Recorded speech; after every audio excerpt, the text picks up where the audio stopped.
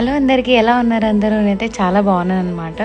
So ఫైనల్‌గా నేను India నుంచి లండన్‌కి వచ్చినప్పటి నుంచి మహాలక్ష్మి టెంపుల్ వెళ్ళడం చాలా మిస్ అవుతున్నాను.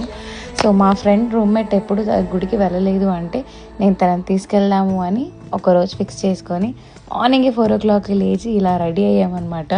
తనకి నేను హెల్ప్ చేశాను, తను నాకు హెల్ప్ చేసింది.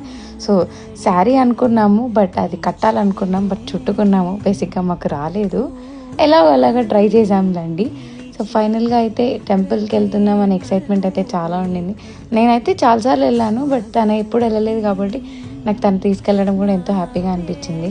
సో ఇలా పొద్దున్నే 4కి లేచి రెడీ అయ్యి ఇంట్లో కూడా పూజ చేసుకున్నాము.